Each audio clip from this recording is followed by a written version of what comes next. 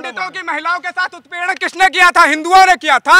Iran में मुस्लिम महिलाओं को क्यों बढ़ाया गया है? इतिहास क्यों बढ़ाया जाता है? पूर्ण शर्मा ने सत्य बोल दिया तो आपकी भावनाएं आहत हो गई। जब जो मंच पे जो व्यक्ति है जिसको जो है लाखों करोड़ों आदमी सुन रहे हैं, अब वो ऐसे शब्द बोलेगा तो और अब हिंदू राष्ट्र बनेगा और हिंदू राष्ट्र है और रहेगा। जिस देश में महिलाओं को देवी की उपाधि दी गई है, उसी देश में धीरेन्द्र शास्त्री जैसे खुद को धर्मगुरु बताने वाले उन पे विवादित टिप्पणी दे रहे हैं, विवादित बयान दे रहे हैं। महिलाओं को वो खाली प्लॉट बता रहे हैं, रजिस्टर्ड प्लॉट बता रहे हैं। आइए जानते हैं कितना सही या कितना गलत है, इस पे जनता की राय। सर, आप क्या सोचते हैं? इनका जो ये बयान आया है, इस पे आपकी क्या राय है?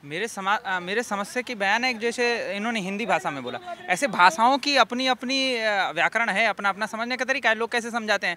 अभी यही अवधि में बोला, अभी सोच लीजिए मेरठ कमिश्नरी में अगर कुछ ऐसा बोला जाए जो यहाँ लखनऊ में बोला जाए, एक ही सेंटेंस हो, एक ही भावार्थ की चीज़ें हों, लेकिन लखनऊ की चीज़ें इतनी मधुर लगेंगी कि बहुत प्यारी हैं। लखनऊ वाले को मेरठ कमिश्नरी तो उसको लगेगा डंडा मार रहे हैं। तो उनकी वो बुंदेलखंड और मध्य प्रदेश की तरफ की लैंग्वेज है जो थोड़ा रफकट है, जिसको हिंदी पढ़ने वाले लोग जिसको कहते होंगे कि वो व्यंजन प्रधान भाषा है, कठोर भाषा बोली जाती है।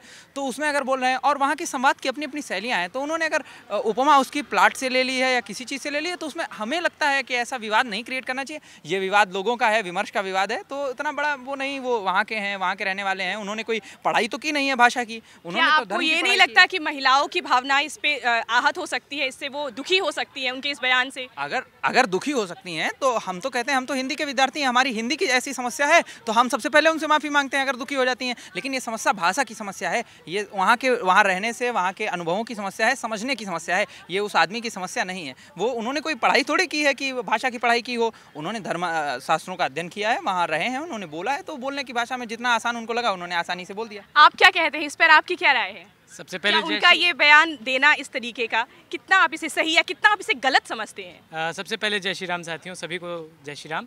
और मेरा मानना है, जैसे बागेश्वर धाम सरकार खुद कहते रहते हैं कि वो बहुत पढ़े लिखे आदमी नहीं हैं, वो उनका 12th भी ऐसे प्राइवेट कहीं से वो पढ़े हैं।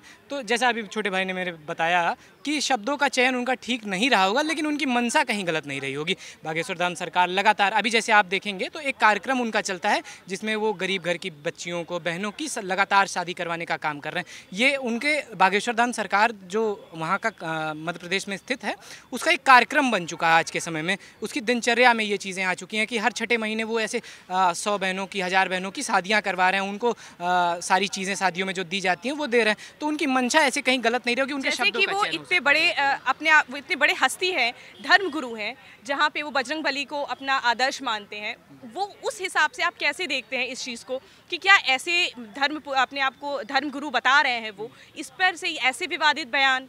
बागेश्वर धाम सरकार जब बोलते हैं तो वो व्यावहारिकता वाली बातें बोलते हैं कि हम आप जब बात कर रहे थे, जैसे अभी ऑफ द कैमरा हम आपसे बात करेंगे तो हमारा बात करने का एक अलग तरीका होता है।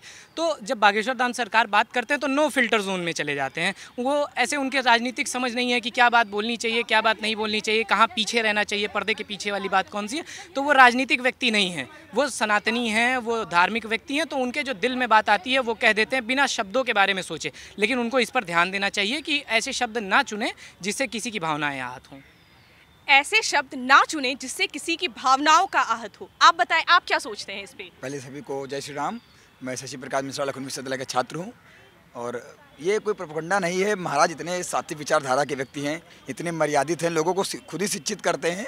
उन्होंने एक समाज के बीच में ऐसे बोल दिया, उनके कहने का मैसेज ये नहीं था, लोग उसको गलत समझ रहे हैं। मैं इसका पूर्णतः खंडन करता हूँ। और बाबा के चरित्र पर बात उठाना सरासर ये निंदनीय है। और उनके चरित्र पे जो उंगली उठा रहे हैं, पहले अपने चरित्र के बारे में देख लें, उनका चरित्र कैसा है। आप क्या कहते हैं? भारत जो है, भारत, हम इतिहास के विद्यार्थी हैं और हम इतिहास से ही हम जानते हैं कि हमारा भारत किस तरह का रहा है और क्या चल रहा है। हमारा जो भारत है, ये कहा जाता है कि भारत जो है ऋषि और संतों मुनियों का देश है। और आप आधुनिक काल से लेकर मध्यकाल तक पढ़िएगा, खूब अध्ययन करिएगा। ये जो ऐसे जो हुए बाबा हुए हैं, ये जो संत हुए हैं, इन्होंने जो है समाज को जोड़ा है, समाज को एकत्रित करने का इन्होंने काम किया है और वो जो है हमें पूर्णतः दिखाई दे रहा है। लेकिन अब आधुनिक भारत में जहाँ शिक्षा का स्तर जो है बहुत ऊंचा हो गया है, लेकिन ऐसे बाबा ऐसे बाबा जो ऐसी मानसिकता रखते हैं। ऐसे बाबा से आपका क्या मतलब है? देखिए, ऐसे बाबा से आप बता रहे हैं, ऐसे बाबा, स्पष्टीकरण करिए। ऐसे बाबा मतलब कैसे बाबा? देखिए, जो है समाज को जो है, जो कि एक गलत दिशा में लेके जा रहे हैं। मतलब ये कितने आपके हिसाब से वो क्या समाज, आपके हिसाब से क्या वो समाज को गलत दिशा में लेके जा रहे हैं? इससे लोगों का जो है मानसिक प्रभाव गलत पड़ेगा मैडम, विचार बदलेंगे। बिल्कुल बिल्कुल, क्योंकि भाई ने कह दिया इसलिए समाज गलत दिशा में जा रहा है। आज से आप और हम गलत दिशा में जा रहे हैं, हम लोगों को डिबेट नहीं करनी चाहिए। एक समाज जो गलत दिशा में एक समाज जो गलत दिशा में जाता है वो वार्ता नहीं करता, वो अपनी डिक्टेशन चलाता है। आपने बता दिया समाज गलत दिशा में जा रहा है, तो बात नहीं है। इसका मतलब बाबा होना का चाहिए। विचार, देखिए बाबा का व्यक्तित्व, सबसे बाबा पहले का आपने पूरी बहुत अच्छे से भूमिका बनाई, क्योंकि आप सीधे सीधे उनको गलत नहीं कह सकते थे, तो इसलिए आपने भूमिका बनाई कि हमारा देश ऋषि मुनियों का है और इनका है उनका है। और मगर ऐसे बाबा, मैं पहले बता दूं कि देखिए एक बहुत फिलॉसफी का एक कोट है मेरा, बहुत फेमस है कि एवरीथिंग इज नॉट व्हाइट और black, there also exist some grey. अब हम बात करते हैं ग्रे पे। बाबा ने जो भी कुछ बोला वो उन्होंने बोला, अब उनको शुगर कोट करके आप कुछ भी बना दो, ऐसे बाबा कर दो वैसे बाबा कर दो। उन्होंने ये नहीं बोला, मैं कंपैरिजन पे आना नहीं चाहता, कंपैरिजन पे आता तो मैं यहाँ पे बहुत लोगों के कपड़े उतार सकता था आराम से कि बट मुझे कंपैरिजन नहीं करना। बात ये है कि उन्होंने जो बोला मैं उसको स्पष्टीकरण नहीं दूंगा, मैं ये करूँगा कि आप एक समाज के हिस्सा हैं, एक एक्टिव हिस्सा हैं, आपको समझना चाहिए कि आपको किससे क्या लेना है। अब आप उसमें स्पेशलाइजेशन कर दें कि ऐसे बाबा वैसे बाबा, ये एक पढ़े लिखे समाज की निशानी नहीं है। देखिए हम जो है जब पढ़ते हैं तो हम जो व्यक्ति की जो गलतियां उसको जो है दूर करते हैं, उसको लाते हैं। अभी ये जो है एक तरफ से कि गलतियों को छुपाया जा रहा है। अब देखिए जो मंच पे जो व्यक्ति है जिसको जो है लाखों करोड़ों आदमी सुन रहे हैं, अब वो ऐसे शब्द बोलेगा तो जो बेचारा अशिक्षित वर्ग है वो क्या करेगा? देखिए गलती बिल्कुल छुपाई जा रही है, गलती बिल्कुल छुपाई जा रही है, इस तरह से छुपाई जा रही है कि ये उस पर बोल भी रहे हैं फिर भी गलती छुपाई जा रही है। नहीं जा रही है। देखिए हमने स्वीकार किया कि हो सकता है बाबा के शब्दों के चयन गलत हों, हम अभी भी स्वीकार कर रहे हैं। हो सकता है बाबा कुछ दिन में खुद भी बोलें कि हमने शब्दों का चयन ठीक नहीं किया था। हम छुपा नहीं रहे हैं। छुपा कौन रोक रहे हैं? आप सोचिए कि मंच पर खड़ा होकर के एक व्यक्ति हमारी बहन को बोलता है कि तुम्हारे बच्चे हराम हैं। कौन लोग हैं वो छुपाने वाले? कौन लोग हैं जो आकर के बात नहीं कर पाते हैं? हम तो स्वीकार कर रहे हैं कि जो गलतियां हुई, हमने उत्तरकांड भी स्वीकारा कि राम ने सीता को बाहर भेज दिया, वन में भेज दिया, हम उस बात को भी स्वीकार कर रहे हैं। तो हमें स्वीकार्यता का प्रश्न क्यों बार बार उठ रहा है? हम पे ऐसी जो है अगर ये हमारी फैमिलीज पे ऐसा अगर हमारी मैं एक नाम लूंगा उस पर कभी बात नहीं होगी। आयशा पे क्यों का बात नहीं होती? वो 7 साल की बच्ची पे, उस पर भी बात हो। स्वीकार्यता आनी चाहिए ना, हर जगह है स्वीकार्यता। फिर ऐसा नहीं है कि आप बोलेंगे तो आप बचेंगे, आपको भी सुना दूंगा मैं। हम लोकतंत्रवादी लोग हैं, हम आपकी भी बातें सुनेंगे, लेकिन ऐसा मत करिए कि हमें आहत हो, हम चोट पहुंचे। जब चोट पहुंचता है व्यक्ति को तो बहुत घातक हो जाता है। ऐसा आप क्या कहते हैं? आप क्या सोचते हैं इस विषय पे? किस बागेश्वर धाम पे जो धीरेंद्र शास्त्री जी? देखिए जब कोई इतना पॉपुलर हो जाता है व्यक्ति, जब कोई शिक्षित व्यक्ति हो जाता है तो कोई ऐसे मंच पर आकर ऐसे शब्दों को चयन नहीं करना चाहिए जिससे कि किसी की भावनाओं को या किसी को ठेस पहुंचे।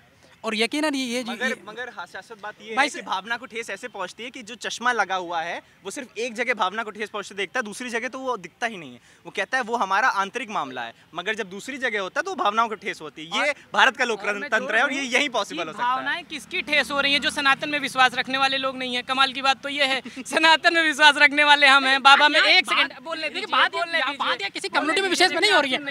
देखिए यहाँ आप जो है किसी आप किसी एक विशेष धर्म को यहाँ टारगेट कर रहे हैं। नहीं ये आपने सनातन का न्यू टेस्टामेंट पे भी आऊंगा, मैं न्यू टेस्टामेंट पे मैं छोड़ूंगा। आप कैसे कहती हैं? आपकी क्या राय है इस विषय पे? मैं ये कहना चाहती हूँ, अगर बागेश्वर बाबा जी ये बोलते हैं कि हनुमान जी की वो भक्त हैं, उन्होंने ये कहा है कि तो फिर एक बात बताइए, सीता जी के लिए हनुमान जी कितना माँ मानते थे उनको, और ये यहाँ पे इस शब्दावली का यूज करके यहाँ पे ये इन्होंने प्रूफ कर दिया है कि कितने अच्छे हैं। बात यहाँ पे सिर्फ एक नहीं है कि मैडम महिला होने के नाते आप कितना जस्टिफाई करती हैं इस बयान को? मैं जस्टिफाई नहीं कर सकती। अगर ये धर्म की बात कर रहे हैं तो ये ऐसा शब्दावली यूज ही नहीं कर सकते हैं, ये तो बिल्कुल गलत है। मैं इनकी किसी भी चीज़ को सपोर्ट नहीं करती हूँ। आप इनकी किसी भी चीज़ को सपोर्ट नहीं करती, आप क्या कहते हैं सर? आपकी क्या राय है? देखिए हर व्यक्ति के मुंह से कुछ ना कुछ गलत निकलता रहता है। उन्होंने अब जो शब्दावली का प्रयोग किया है वो कहीं ना कहीं पे गलत है। वो हिंदू धर्म को उसकी बातें करते हैं। वो हिंदू धर्म के एक धर्म गुरु हैं, पर हमारे धर्म में या हिंदू धर्म में, हिंदुत्व में तो औरतों को देवी का दर्जा दिया था। अब उन देवियों के लिए इस तरीके के भाषा का प्रयोग, इन तरीके के शब्दों का प्रयोग कितना सही है? देखिए कहीं ना कहीं पे देवताओं से भी गलती होती है। आपने पढ़ा होगा कि इंद्र ने भी गलतियां की हैं, तो वो तो यहाँ पे इंसान है, उनसे भी गलती हुई है। आज नहीं तो कल वो आके अपनी शब्दावली के लिए माफ़ी मांगेंगे और वो कहेंगे कि हमसे गलती हुई है। हर व्यक्ति से भावनाओं में बह के या फिर एक फ्लो। इसका मतलब तो ये हुआ कि कहते हैं गलती करो और माफ़ी मांगो। आपने कितनी गलतियां की हैं बताइए आज तक? आप अपनी बात करिए, आप अपनी बात करिए। आपने कितनी गलतियां की हैं आज तक बताइए? मतलब आप मंच पे आकर जो ऐसी भाषा का यूज करेंगे की हैं? आप बताइए आपने आज तक कितनी गलतियां की हैं? आप जिससे रिलेटेड हैं, रिलेशन रखते हैं उस धर्म में कितनी गलतियां आज तक हुई हैं बताइए?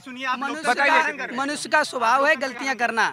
मनुष्य गलती करेगा उसका सुधार भी किया जाएगा। पर इस तरीके से कि एक धर्मगुरु होकर इस तरीके से महिलाओं पर टिप्पणी करना, ये आपको सही लगता है? बाबा बागेश्वर को धर्मगुरु का पद किसने दिया? हम ही लोगों ने तो बताया बाबा जी धर्मगुरु हैं। आप ही लोगों ने बताया, मीडिया ने प्रचार किया कि धर्मगुरु हैं। मैंने तो कहा नहीं कि धर्मगुरु हो आप। आपने बनाया धर्मगुरु, उनको मीडिया लगा के धर्मगुरु बनाया। ये उनका जो बयान है उसकी मैं निंदा करता हूँ। लेकिन इससे पहले भी आप लोग अभी बोले कि भावनाएं आहत हो रही हैं। यही भावनाएं मणिपुर में नहीं आहत हुई, यही भावनाएं निर्भया केस हुआ उसमें भावनाएं आहत नहीं हुई आपकी, यही साक्षी हुई केस हुआ। ठीक है, अगर आप पे कोई आचार रही है तो हमारी आपकी भावनाएं आहत हो रही। नूपुर शर्मा ने सत्य बोल दिया तो आपकी भावनाएं आहत हो गई। जब सुनिए मेरी बात, देखिए मेरे दोस्त, मेरे भाई के सनातन धर्मियों की भावनाएं नहीं आहत होती हैं। मेरी बात सुनिए। अभी जिसे कहते हैं साहिल ने किया, उसके बाद से कैंपस में आप लोगों का आना बंद हो जाना चाहिए था। जिस हिसाब से आप जिस कंट्री में रहते हैं, आप अगर यही काम कोई पाकिस्तान में होता तो वहाँ पे हिंदुओं का तुरंत कत्लेआम वो अपनी उसकी समस्या है, वो अपनी उसकी समस्या है। आप उसको ना जोड़ें किसी से। लेकिन देखिए जब कोई विधायक या मंत्री जब कोई घटना महिला को साथ करता है तो उसको जो है जिसे कहते हैं सजा नहीं होती है। अभी जो है शिवराज भूषण जो है अभी जो 2 दिन की जमानत पे आए हैं। अभी कितना गंभीर विषय है ये। क्या जो व्यक्ति यूनि पीड़ित वहाँ पर घटना हुई है और वो व्यक्ति क्या कहते हैं, विषय की गंभीरता ऐसे चूज की जाती है कि ये जितना तेज बोलेंगे विषय उतना गंभीर हो जाएगा। दूसरी बात ये कि फ्रिज में अगर किसी की लाश मिलती है तो गंभीर विषय नहीं है, मगर किसी को बोल दिया जाता है तो गंभीर विषय। बिल्कुल सही बात है। और हम इनके खिलाफ बोल भी नहीं सकते क्योंकि लोकतंत्र खतरे में है। आप इनके खिलाफ बोलेंगे लोकतंत्र खतरे में आएगा, भारत की डेमोक्रेसी और सेकुलरिज्म पे क्वेश्चन उठेगा।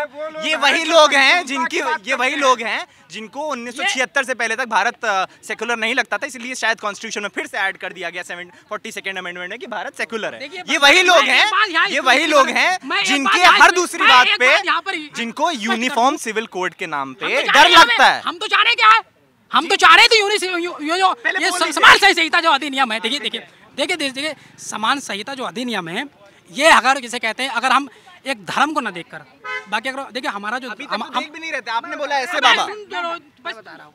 आपने कहा कि एक विशेष धर्म को टारगेट किया रहा है। भाई आओ मैं बता रहा हूँ आपको। सुनिए मैं बता रहा हूँ खुद अगर आपके घर में या मेरे घर में या किसी के भी नॉर्मल घर में इस तरीके का बयान अगर वो देते हैं तो हम सबके घर में माँ बहनें सारी चीज़ें, तो ये आपको इंडिविजुअली कितना अफेक्ट करता है? मैं बता रहा हूँ, मैं उनके बयान की निंदा करता हूँ। लेकिन आप यही देखिएगा 9 साल से सरकार में है भाजपा में, सीधा पार्टी पे बात करता हूँ।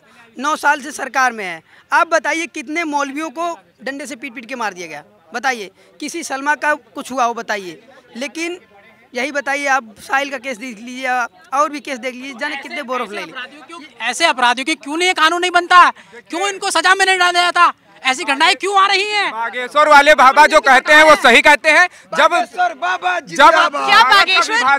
जब भारत का विभाजन 1947 में धर्म के नाम पर हुआ था तो भारत को हिंदू राष्ट्र घोषित होना चाहिए था उसी समय, और अब हिंदू राष्ट्र बनेगा और हिंदू राष्ट्र है और रहेगा। आप लोगों के चंद लोगों के कहने से हिंदू राष्ट्र नहीं चलेगा। भारत जो है संविधान से चलेगा और इस संविधान को बनाने के लिए हमारे पूर्वजों ने धर्म के नाम पर विभाजन किया था। अगर संविधान से चलना था तो पूरा भारत राष्ट्र को एक होना चाहिए था। अफगानिस्तान, पाकिस्तान और जो पहले की कंट्री थी सबको एक। आपसे क्या कहते हैं इस विषय में? नहीं, बात संविधान की कर रहे हैं तो ये बताइए, संविधान लिखने के बाद 5 साल बाद तुमको चलाने के लिए कहा था, क्यों नहीं चलाया? ये बताइए मेरे को। संविधान की बात कर रहे हैं आप तो, भैया संविधान की बात कर रहे हैं, क्यों नहीं बात कर रहे हैं बताइए? देखिए आप एक सवाल का उत्तर दीजिए। मतलब आप ये बताइए देखिए सुनिए, ये पहले तो ये संविधान का पहले तो मुझे आप बता दीजिए कि मुझसे डिबेट कर रहे हैं, अपने विचार यहाँ भैया, पर रख रहे हैं। भैया, तो आप मुझे ये बता दीजिए संविधान की बात सब हुई, लोग आप एक संविधान कैसा है लीजिए अब आप मुझे बता दीजिए। संविधान की बात हुई। बात कर रहे हैं ना, तो बात करिए, हिंदू बताइए। राष्ट्र की जब बात है तो हिंदू राष्ट्र की हमारी परिकल्पना एक सेकंड मुसलमान कंट्री ना बन सकती है तो सुनिए, सुनिए, मेरे हिंदू भाई, राष्ट्र क्यों नहीं बन सकते? आप बाहर यहाँ बात हिंदू राष्ट्र क्यों नहीं बन सकता? यहाँ बात हिंदू राष्ट्र की है। यहाँ जो बागेश्वर बाबा ने यहाँ जो बागेश्वर बाबा ने जो बयान दिया है महिलाओं को लेकर, उस पे आप क्या सोचते हैं? उस पे आपकी क्या राय है? क्या महिलाएं, उनके हिसाब से महिलाएं जो है, जो शादीशुदा महिलाएं हैं वो रजिस्टर्ड प्लॉट है, जो अनमैरिड लड़कियां हैं वो खाली प्लॉट है, इस पे आप कितना इस बयान को सही या गलत मानते हैं? देखिए मैं कहीं ना कहीं सही बात है। देखिए अगर सही बात है, थोड़ा बताइए। कैसे कैसे सही कुछ बात बातें में सही है, कुछ बातें गलत है। हम मैडम, कुछ बातें में सही है, कुछ बातें गलत है। देखिए वही मैं पूछ रही ना कि एक महिला होने के नाते मैं आपसे ये पूछ रही कि ये कैसे सही है? क्या अनमैरिड लड़कियां प्लॉट है, ये आप एसेट में ले लिए? बात नहीं, ऐसे कोई बात नहीं। अभी धर्म की बात चल रही थी तो इन्होंने भाई साहब आकर जिसे कहते हैं खूब वार्तालाप इन्होंने करी, लेकिन जब बात मानवता की आई, जब बात महिलाओं के सम्मान की आई, तब ये वो नहीं चुप रहे। चुप रहो। कश्मीरी पंडितों की महिलाओं के साथ उत्पीड़न किसने किया था? हिंदुओं ने किया था या फिर किसी और धर्म ने किया था? आपने किया था, आपके पूर्वजों ने किया था। जब आप उत्पीड़न की बात करते हैं तो पूरी बात कीजिए। ईरान में मुस्लिम महिलाओं को क्यों पढ़ाया गया है? इतिहास क्यों पढ़ाया जाता है? इसीलिए पढ़ाया जाता है कि इसीलिए इतिहास पढ़ाया जाता है कि जो हो चुका है उसे आप पढ़िए और जानिए। ये थी धीरेंद्र शास्त्री जी के बयान पर जनता की राय। बने रहिए हमारे साथ अन्य खबरों के लिए। हमारे चैनल को सब्सक्राइब जरूर करें। नेशनल न्यूज़ नाउ, मैं राजेश्वरी शुक्ला, कैमरामैन वीरेंद्र के साथ।